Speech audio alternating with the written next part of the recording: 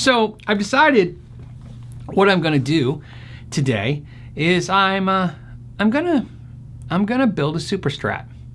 And not just, you know, get an expensive body and a neck and put some expensive stuff in it. No, I'm gonna build an Eddie Van Halen a inspired super strat. I'm gonna use my Glary guitar. If you guys watch the channel regularly, you know that Glary just accidentally sent me a $75 Glary guitar on accident, and I did the review anyways because they sent it.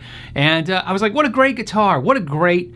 I believe in beautiful coincidences and things are meant to be. I have this guitar. I didn't know what to do with it. I'm gonna hot rod it up. I'm gonna make a super strat out of it.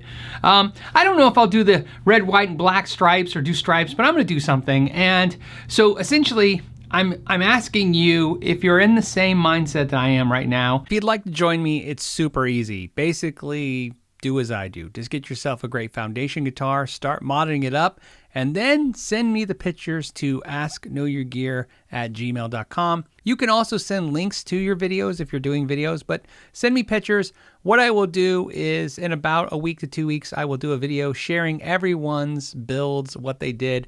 If I get a lot, I'll just do the highlights of the ones that I like the most and do a montage of everyone's. But if I get a normal amount, I'll try to go through every single one. But I think it's a great way to share what inspired us. And if you've done ones in the past, you can still send them to me now. But like I said, I was hoping this would occupy our minds and our times, do something constructive, and show Eddie Van Halen up there how much we still love him. Let's build a super strat. Okay, let's get this thing started. Now the first thing we're gonna do, of course, is remove the strings. Then it's on to removing the tuning machines. Now I wanna remind you guys, always take the nut off first, then flip the guitar over, remove the screws.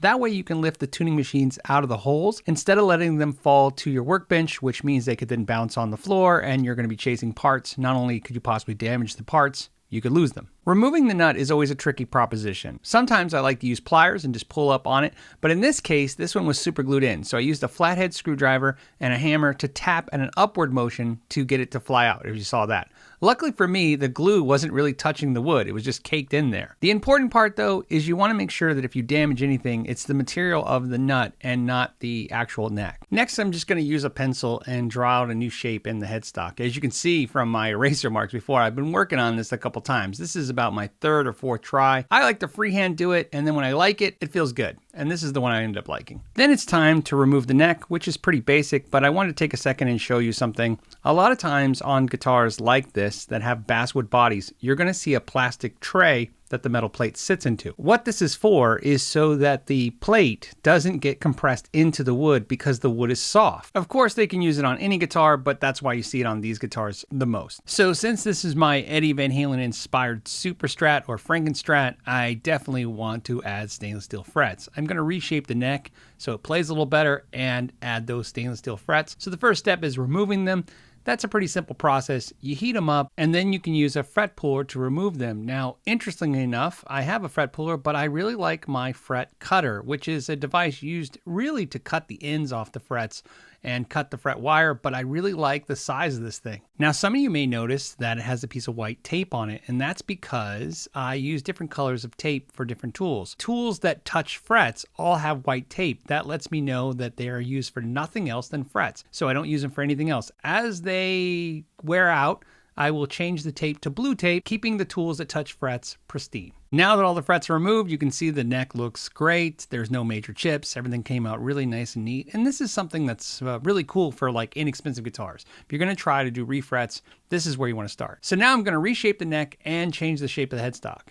Now, luckily for me, this Glary guitar has no finish on the neck, so it's just about shaving down the neck. So I'm gonna use 150 grit paper because I really wanna take some material off this neck. Now, if I was just shaping the neck, I would use my actual hand. See how I'm doing this? Just take the shape your hand. That's the best way to shape a neck when you're trying to make it feel right, is just use your own hand. However, in this case, this neck is not only thicker, it's round, and I want it a little flat.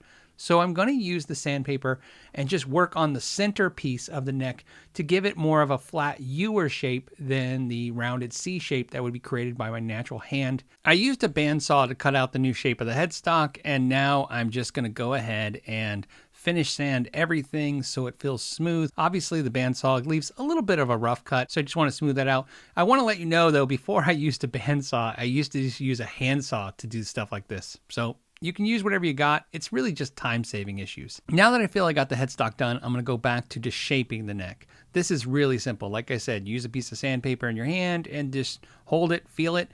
When the carve feels right, you've landed at the right spot. I've definitely thinned down this neck. And a warning to you guys, you want to watch when you thin down a neck because you could cause an issue with the truss rod if it cracks the neck because you took too much material. I am really safe with where I'm at now, but be aware of that. Now you can't have a super strat if you don't change the radius to a 12-inch radius and get that super shredder radius. Now I use a custom radius block that a customer built for me. He's a machinist and he built me this amazing aluminum block that is interchangeable plates.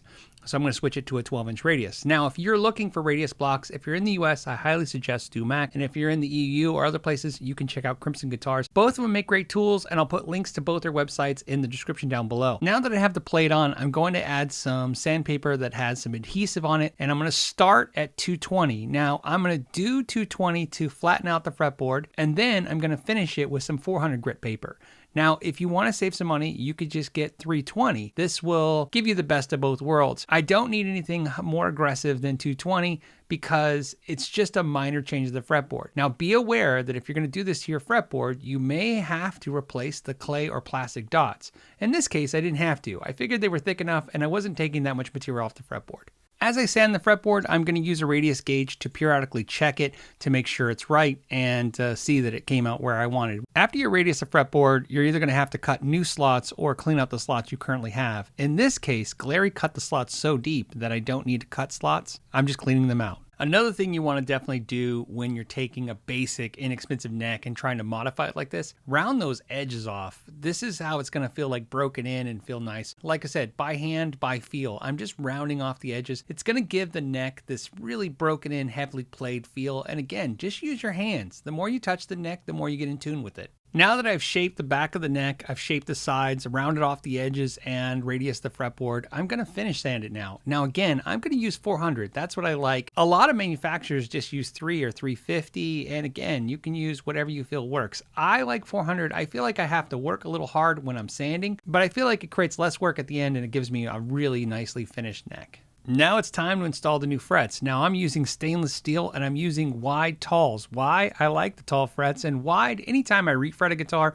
wide is always going to be the easiest because if there is any minor issues with the fret slots, chips, dings, whatever, the wide is going to help cover that. Now I'm going to get out my fret bender. You don't need a fret bender. I did it for 10 years by hand before I bought one. Now the only reason I'm showing you this is I mounted mine to a 1x2 so I can clamp it down anytime I want to use it. What's great is I got this off Amazon for a fraction of the price of some of the other ones, and it works great. Now another thing to keep in mind if you're going to do this for your first time, you can also buy pre-cut fret wire from places like Fender. It isn't going to be stainless steel, but it's still great. If you are going to buy fret wire, I buy it in bulk, but most of you are going to buy it in 2-foot pieces, and if you're doing that, you're going to need 6 feet to do a 22 fretboard, so just keep that in mind. Now there's a couple ways to refret a neck, and the way I'm going to show you is the way I do it, which is where I cut and measure the length of the frets to the fretboard.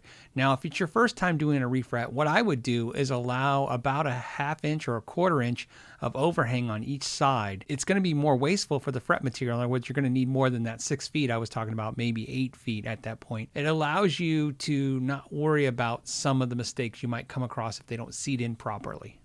You don't need to glue your frets in. However, these are stainless steel frets, which means once I install them, this is never going to need a refret again. I'm going to glue them in with thin super glue. Thin super glue is a glue that has the consistency of water. It really is what you need to get into those really thin slots. I'll put a link in the description down below in case you're trying to find some. Now, once I glue the slots, I'm going to go ahead and use my press to press all the frets in, and then I will clamp them. Now I know a lot of you don't have a press. Now this one I have usually permanently mounted somewhere else, but I had to detach it so I can use it to show you guys. But if you don't have a press, which is a very useful tool for refrets for sure, you can just hammer them in with a fret hammer, or just any kind of small hammer. I'm going to show you a couple where I hammered them in.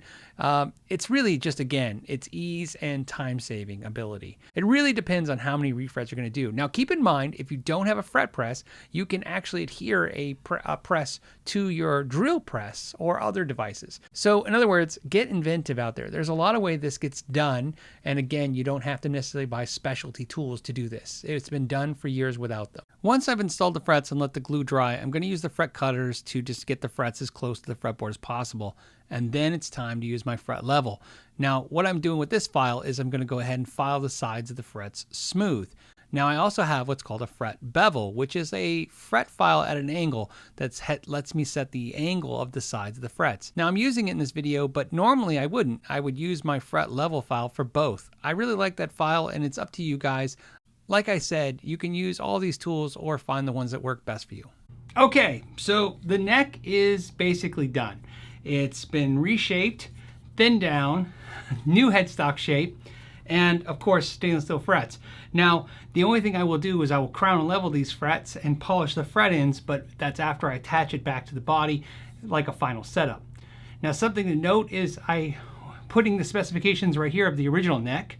That is the dimensions at the 1st fret and the 12th fret, and now what it is now. You can see I thinned it down a little bit, not a whole lot, but definitely it feels substantially faster, nicer. And of course now the fretboard is 12-inch radius, it's flat. Next, the next video will be on the body. Now a couple things that are cool that I realized after I started this project. The body is made of basswood. Eddie Van Halen loved basswood, so that's actually kind of made me feel pretty good about that. But the other thing I wanted to show you, because I'm sure you're curious if you're looking at some of these Glary guitars, the inside of the cavity is routed for a humbucker, single humbucker. So I won't have to do any kind of routering to put the humbucker in there. And I don't know if I'm going to do 2 humbuckers or a humbucker single or just a humbucker. I'm letting it kind of inspire me as I go. The other thing I haven't decided is if I'm going to put some kind of Floyd Rose or just put maybe another kind of Strat style tremolo. What I have decided is I'm going to work on the paint job next. So that will be the next video, will be the paint job, the electronics, and maybe the final demo. I don't know if I'll do a 3rd video for the final demo. I was thinking about something else to do. Somebody was talking about, some of you guys were talking about I should do a charity thing, maybe donate this to a cancer research. I don't know if I'm going to do a charity thing yet. I haven't decided. What I would like to do for fun is maybe get some reactions of people playing this guitar when I'm done to see what they think of it. And if you guys are also working on some guitars, don't forget when you're finished or as you're in progress, either send me links to your videos or email me your pictures. And like I said, I'll do a video where I go through all the builds, and we'll see all the crazy guitar builds that people have done that are inspired by Eddie Van Halen. All right, guys, as always, thank you so much for your time. Till the next time, know your gear.